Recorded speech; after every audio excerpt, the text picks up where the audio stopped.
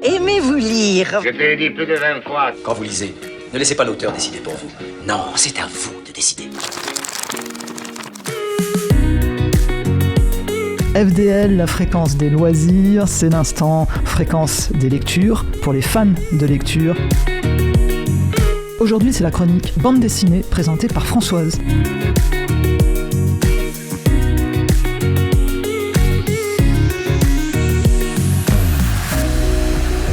Aimez-vous les fées? Ou plutôt, croyez-vous aux fées? Ça commence bien ma chronique, n'est-ce pas? Alors moi je crois aux fées, et aux lutins aussi. Vous n'y croyez pas? Qu'en savez-vous? Qu'en savez-vous de leur non-existence? Comment pouvez-vous prouver que les fées ou les lutins n'existent pas? Parce que vous ne les voyez pas? Mais enfin, vous avez déjà vu des dinosaures, vous? Et les lucioles, vos enfants, en ont-ils vu? En verront-ils un jour? En voyez-vous encore des lucioles? Vous pensez que les lucioles aussi ont disparu? Mais alors, pourquoi les fées n'auraient-elles pas tout simplement disparu? Tout ça c'est faux. En vrai, les lutins, les gnomes, tout ce petit monde est allé se cacher dans le monde du petit peuple. Et si demain je fabriquais un baume spécial qui vous permette de les voir, ça vous laisserait, ça vous en boucherait un coin, comme on dit. Je vais vous raconter l'histoire d'une sentinelle des fées, une sentinelle du petit peuple. En fait, le titre de mon histoire, c'est La sentinelle du petit peuple. Cette histoire, qui n'est pas la mienne finalement, nous est contée par Carbone et Véronique Barrault. Et pour qu'elle soit accessible aux plus jeunes et le plus jolie possible, ces deux-là ont choisi une extraordinaire dessinatrice qui s'appelle Charline Fornes. Allez, je vous parle de nos auteurs et ensuite je vous raconte l'histoire du petit peuple. Carbone d'abord. Carbone, c'est Bénédicte Carboneil. Elle débute dans le monde des enfants en étant maîtresse, puis directrice de maternelle, puis elle écrit, et on peut le dire, au contact des enfants, son imagination explose. Elle écrit des romans pour les tout petits et pour les adolescents, et de là, elle se dirige vers l'écriture de scénarios pour la bande dessinée. Alors je ne vais pas vous nommer tous les scénarios de bande dessinée qu'elle a fait. Sachez qu'elle a reçu par 2 fois le prix des écoles au Festival d'Angoulême, la première fois pour la boîte à musique, une BD parue en 2019, et la deuxième fois en 2022 pour la BD qui nous intéresse aujourd'hui, à savoir La sentinelle du petit peuple. Véronique Barrault, elle est tombée dans la forêt du petit peuple dès son plus jeune âge. Elle est passionnée des légendes, elle est passionnée des traditions populaires, et elle signe ce scénario avec Carbone de cette bande dessinée pour nous montrer, en fait, nous expliquer tout ce que sont les croyances d'antan. Et ces deux-là ont choisi au dessin une fée du crayon. Eh oui, une fée du crayon. Une fée du dessin, on va dire. Elle s'appelle Charline Fornes, elle adore les animaux, et bien sûr, elle est passionnée du monde de la Terre, de notre Terre, le monde du petit peuple. Voilà, pour ce qui est de nos conteuses, passons à l'histoire.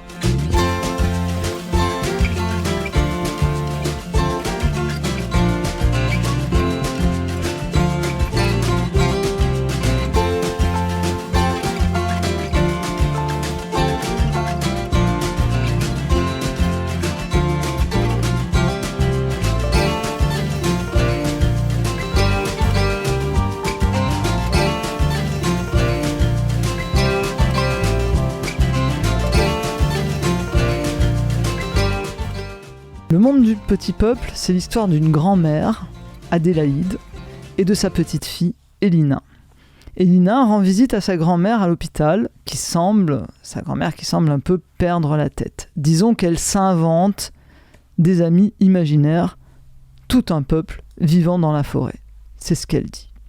Alors bien sûr, vous voyez d'ici la tête du médecin, des infirmières, et le pire, c'est sa propre fille qui l'a menée dans cet hôpital parce qu'elle est tombée. Et maintenant qu'elle est guérie, Adélaïde, sa fille tarde un peu à la laisser retourner vivre seule dans sa maison, dans sa forêt. Tout cela parce qu'elle refuse de croire au petit peuple de la forêt. Adélaïde n'arrête pas de lui dire « Mais ma fille, le petit peuple existe, il est là !» Et la fille ne veut pas y croire. Mais heureusement, il y a Elina, la petite fille, qui elle l'écoute et se demande dans son fort intérieur si elle doit croire à toutes ces histoires de sa grand-mère. Et tout cela pose un gros souci parce qu'il y a un gros problème actuellement dans le monde du petit peuple. Heureusement, un petit lutin est arrivé à faire glisser un message à la grand-mère Adélaïde avec l'aide de la petite fille. Alors la petite fille ne sait pas encore qu'elle a fait passer un message à sa grand-mère. Mais voilà, le message est passé, la grand-mère se rend compte que le petit peuple a besoin d'elle, car il y a un grand danger qui s'annonce dans la forêt. Mais voilà, Adélaïde, la grand-mère, elle est coincée dans cet hôpital,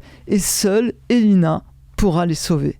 Elle doit coûte que coûte écouter sa grand-mère pour sauver ce lutin, et peut-être aussi sauver le petit peuple de la forêt. Mais voilà, comment sauver ce qu'on ne voit pas ? Adélaïde a la solution pour que sa petite fille, Elina, puisse enfin voir tous les habitants du petit peuple de la forêt. Alors Elina se dit, pourquoi pas ? Après tout, peut-être que ma grand-mère a raison, il faut l'écouter un petit peu. Il faut écouter les anciens. Du coup, dans la maison de sa grand-mère, en suivant ses conseils, elle va créer un baume qui va lui permettre de voir enfin ces petits personnages auxquels personne ne croit. Et vous savez quoi ? Eh bien, je ne vous le dirai pas. Je ne vous dirai pas à quel point ils sont beaux, gentils et intéressants. Je ne vous dirai pas son étonnement à Elina, son émerveillement à la vue de tous ces petits personnages vivants et s'agitant autour d'elle.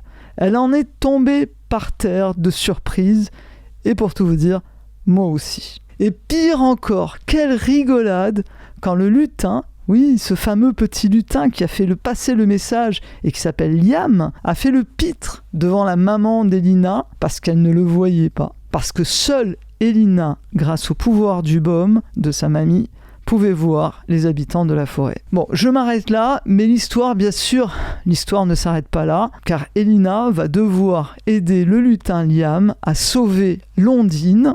Vous savez ce que c'est une ondine ? Eh ben je ne vous le dirai pas, d'accord ?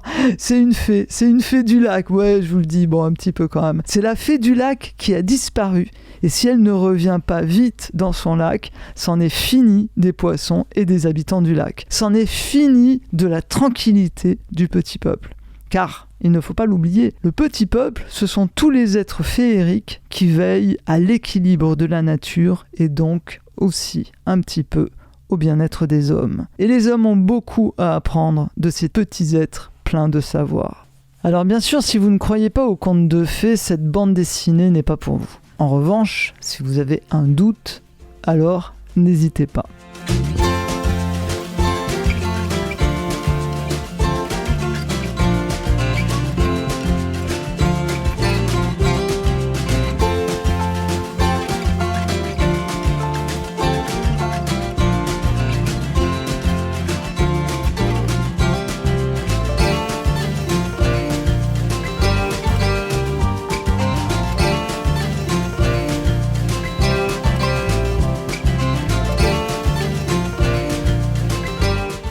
Il y a plusieurs choses qui m'ont vraiment touché dans cette aventure. Tout d'abord, c'est la relation d'Elina avec sa grand-mère. On sent bien que ces deux-là ont plein de choses à se dire. La différence de génération est flagrante, mais cela ne les empêche pas de s'aimer et de s'écouter l'une l'autre et de se comprendre aussi. Elina, dans cette aventure, a souvent besoin de l'aide de sa grand-mère, et dans ces moments-là, il y a un bel échange entre ces deux-là.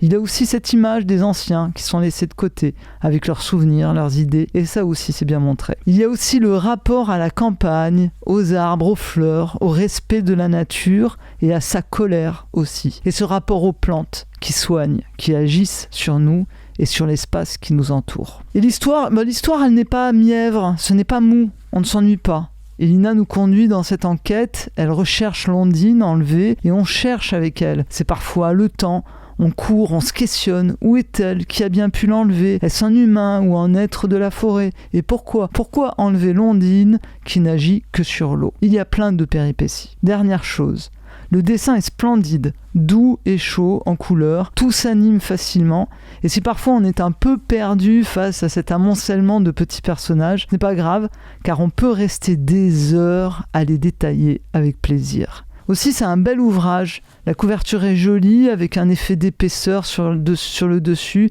pour faire ressortir les petites fées. Donc là, c'est le tome 1 de la Sentinelle du Petit Peuple. Je crois qu'il va y avoir le tome 2, mais ce n'est pas grave. Les tomes ne se suivent pas obligatoirement. L'histoire finit, c'est-à-dire qu'à la fin, on sait ce qui est arrivé à Londines. Voilà, La Sentinelle du Petit Peuple de Barrow, Carbone et Fornes aux éditions Dupuis. Vous pouvez bien sûr le retrouver dans ma librairie préférée à Cercy-la-Tour, puisque c'est un peu là-bas que je me fournis en ce moment. Sinon, si vous avez une librairie près de chez vous, n'hésitez pas. Vous pouvez commander et bien sûr privilégier vos librairies locales.